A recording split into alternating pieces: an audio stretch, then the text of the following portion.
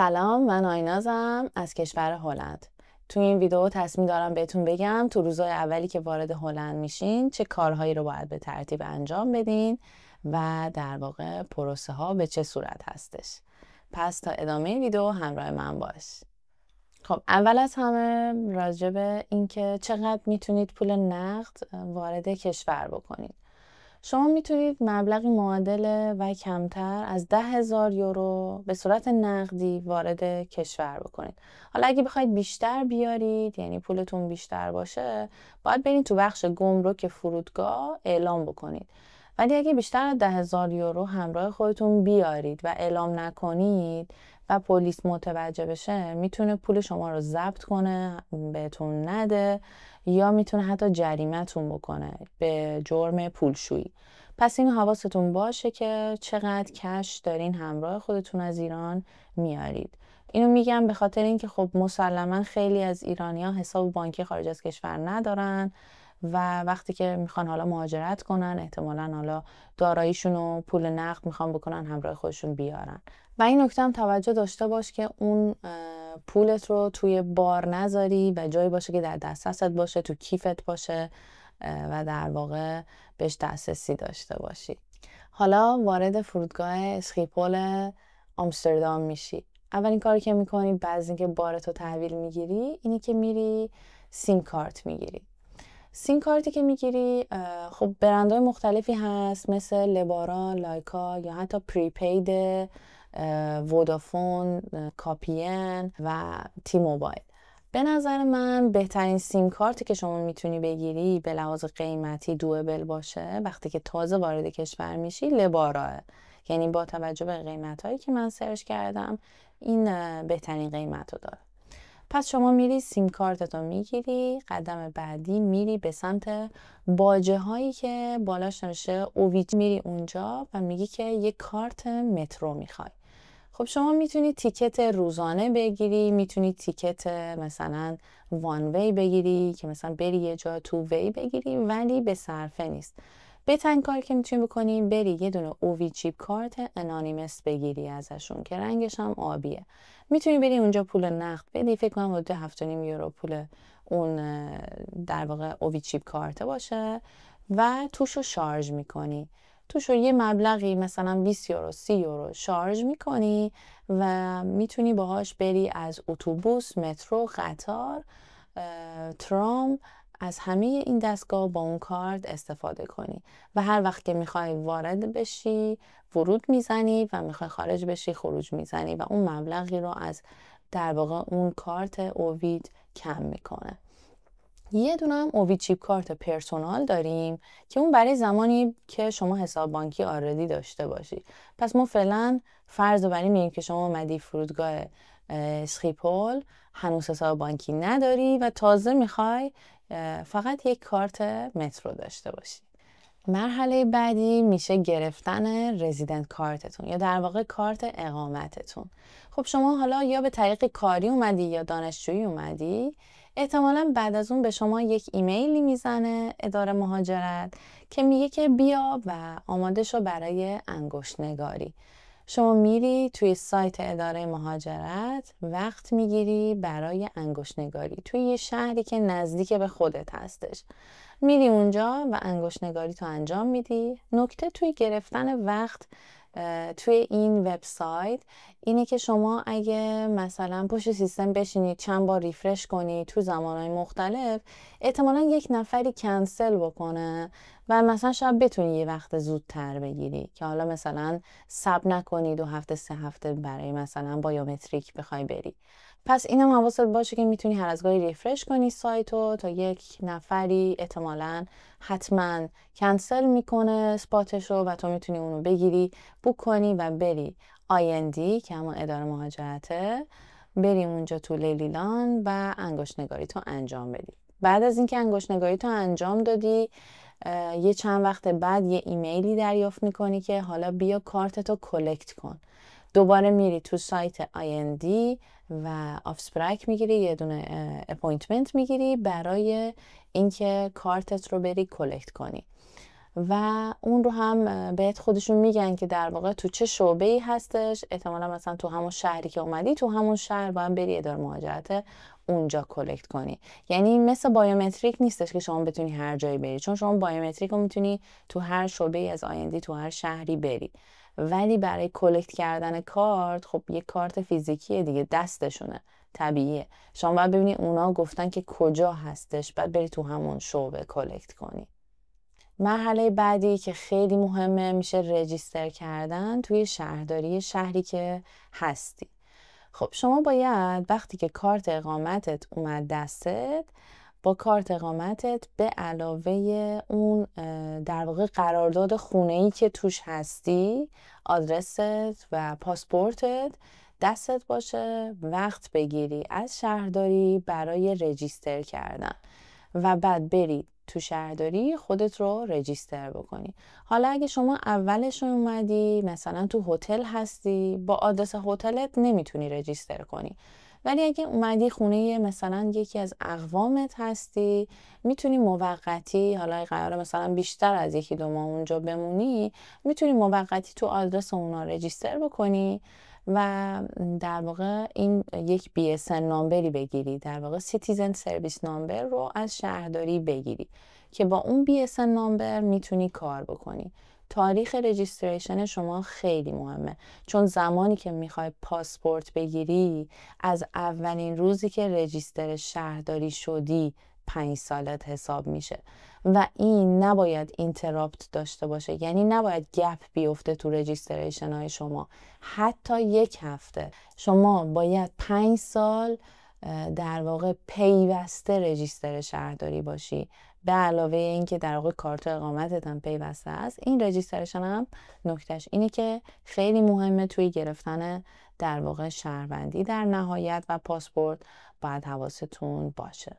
خب شما بعد از اینکه رجیستر میکنی 2 تا مالیات فیکستی هستش که سالیانه باید پرداخت بکنی، چه کار بکنی چه نکنی، و اینها رو در واقع اولیش میشه مالیات زباله که شما به شهرداری شهری که توش رجیستر کردی پرداخت میکنی و متفاوت هر شهری با شهر دیگه این مبلغ، ولی یه چیزی بین 250 تا 400 یوروه.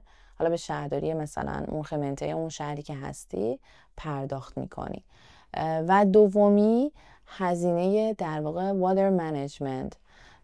یعنی چی؟ یعنی مدیریت آب. به خاطر اینکه کشور هلند زیر سطح آب‌های آزاده، مدام یک سری مهندس ها، یک سری متخصص ها دارن تلاش میکنن که کشور رو روی آب نگه دارن. به علاوه اینکه یه سری مثلا زمین رو اومدن چه میدونم اقیانوس رو خشک کردن، به زمین کشور اضافه کردن، در واقع مجموعه کارهایی که انجام میدن که کشور سیل نگیره و در واقع زیر آب نره.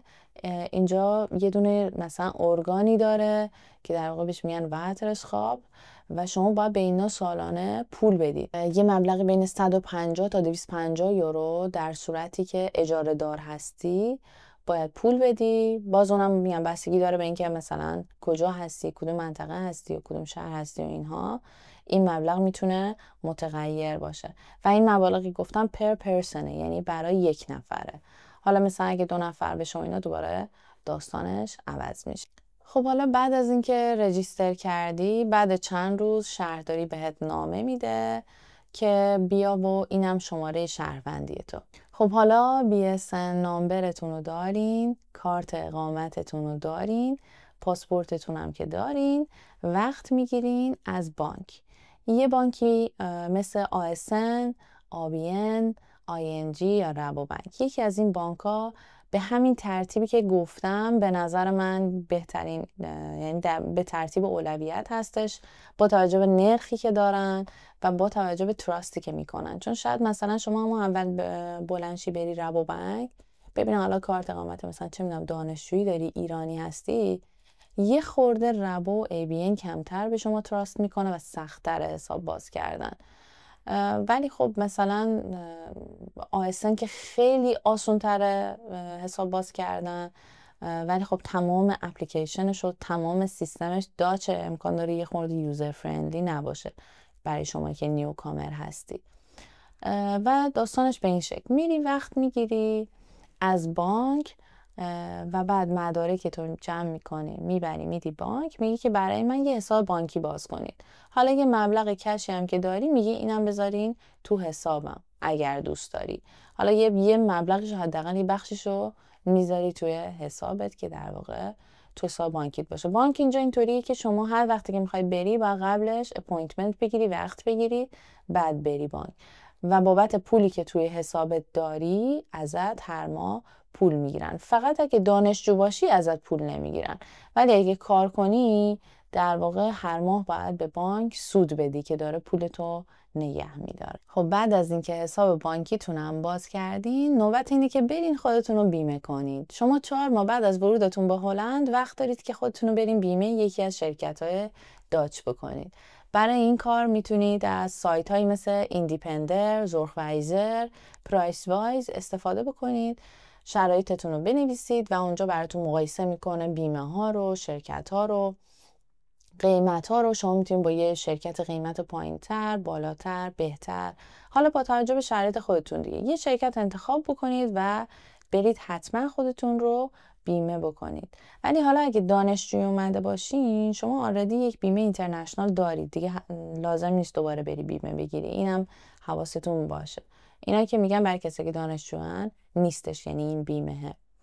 حالا ولی همراهتون که دیگه بیمه نداره، همراهتون باید بره خودشو بیمه بکنه. این از این داستان. و حواستون باشه که توی 4 ماه اول بعد از ورودتون به هلند حتما باید خودتون رو بیمه بکنید، وگرنه 472 یورو جریمه دارید و اگه اون پول پرداخت نکنید 472 یورو دیگه جریمه میشید. حواستون باشه که اینجا تو جریمه شوخی ندارن و دولت خیلی دسترسی داره به شما، زندگیتون، حساب بانکیتون، داراییتون. یعنی هر جوری شده این پول ازتون میگیره، شده از حسابتون، حسابای دیگه‌تون، یا حتی بیان دم در خونه وسایل خونه‌تون رو با قیمت پایین‌تر وردارن. یعنی اینکه از زیر جریمه نمیشه در رفت. پس حواستون باشه که اشتباهی نکنید که بعد بخواید بابتش جریمه بدین. کلاً کشور هلند به نظر من تخصصش تو گرفتن جریمه است. یعنی من انقدر تو این کشور جریمه شدم که اصلا حد و حساب نداره و اینطوریه که انگار که وایساده اونجا که تو یه اشتباه کوچیک کنی سریع بگی که دیدی مچتو گرفتم و جریمت بکنه. حالا به خاطر اینکه خب کشور خیلی منابع خاصی نداره و یه طورایی دستش تو جیب ماست دیگه، یعنی اینجوری داره پول در میاره. اینم با حواستون باشه دیگه و اشتباهاتی که من کردم رو نکنید. خب بعد از اینکه شما رفتی بیمه تو گرفتی و همه چیز اوکی شد، وقتشه که بری یه دونه جی پی بگیری. جی پی یعنی چی؟ جنرال پرکتیشنر، یا در واقع یه چیزی مثل پزشک خانواده است. هر کسی که اینجا زندگی میکنه یه پزشکی داره که شما نمیتونی رندوم حالت بد شد برای خودت بری دکتر. حتما باید یه جی پی داشته باشی، یه جایی رجیستر شده باشی که بری اونجا و اونجا هم باید حتما نزدیک خونت باشه. مثلا مسافتش با دوچرخه بیشتر از 10 دقیقه نباشه، مسافتش پیاده نمیدونم بیشتر از 15 دقیقه نباشه، یه همچین داستانایی هستش. به خاطر همون شما وقتی که بیمت رو گرفتی و چیزای دیگه هم که گفتم گرفتی، میای توی گوگل مپ سرچ میکنی هاوز آرتس و میبینی که چه در واقع مطبایی دورور خونت هستش. بعد دیستانسشون رو چک میکنی، اونایی که نزدیک بودن رو میری یا وبسایتشون یا بهشون زنگ میزنی. بهترین کار اینه که اول بهشون زنگ بزنی، تلفن رو برمی‌داری زنگ میزنی، میگی سلام من تازه اومدم تو این آدرس و تازه اومدم به این شهر، میخوام که اینجا خودم رو رجیستر کنم، در واقع که شما بشی جی پی من یا بشی هاوزارت من و در واقع ببینی که چه چیزی بهت میگن. 2 حالت داره، یا امکان داره بهت بگن که نه ما جا نداریم دیگه پر شدیم، و حالت دوم اینه که بگن اوکی مدارک تو بفرست یا بیا اینجا حضوری یا فرانچی رو امضا کن تا بتونن پروسه رو انجام بدن و یه خورده زمان میبره تا بتونی جی پی تو داشته باشی. اگه بهت گفت نه جا نداریم اشکال نداره، زنگ میزنی یه جای دیگه یا میری تو وبسایتشون، بعضیاشون فرم پر میکنی و اینا تا یه جایی به تو در واقع بگه که اوکی تو بیا بشو بیمار ما. بعد تو دیگه میشی بیمار اونا و دیگه از اونجا بعد جی پی داری و هر وقتی که حالت بد شد تلفن رو برمی‌داری زنگ میزنی جی پیت، میگی مثلا فلان مشکل برام پیش اومده بهم وقت بده. اونا موظفن که بهت وقت بدن. حالا بگذاریم که اگه مشکلت خیلی حاد نباشه شاید بهت وقت نده و مثلا یه تفاوتی که داره مثل ایران اینطوری نیست که شما سرما خوردی نمیدونم آنفولانزا گرفتی بری سری بری دکتر رو بهت آمپول بزنه سرم بزن. سرم که اصلا من تا الان ندیدم واقعا، مگر اینکه تو تخت بیمارستان باشی. آمپول هم مثلا بازم باید بیمارستان باشی. و نرمال اینطوریه که وقتی که مریض میشی سرما میخوری کرونا میگیری، مثلا من اینجا کرونا گرفتم، آنفولانزا گرفتم، سرماخوردگی های شدید داشتم. هر کدوم اینا که پیش اومده زمانی که زنگ زدم به دکتر و گفتم من دارم میمیرم، نهایتش این بوده که من گفته که استراحت کن، سوپ بخور، زنجبیل بخور، زنجبیل لیمو عسل بخور، خوب میشی. پس به اون شکل نیست که شما الان فکر کنید جی پی داری که واو الان همه مشکلاتمو حل میکنه. نه، خیلی مثلا دیگه مشکل حاد باشه وگرنه نرمال بهت میگه پاراستامول بخور که هیچ مسکنی مثل استامینوفن خودمونه. یعنی مثلا داری میمیری میگه پاراستامول بخور، بعد دیگه هیچی دیگه. اینم داستان جی پیشه که حالا رسیدیم به اینجا. اینم یه ویدیو برای کسایی که تازه اومدن هلند یا میخوان بیان به هلند. امیدوارم که نکاتش به دردتون خورده باشه. اگه دوست داشتین لایک و سابسکرایب یادتون نره. روز خوبی داشته باشین.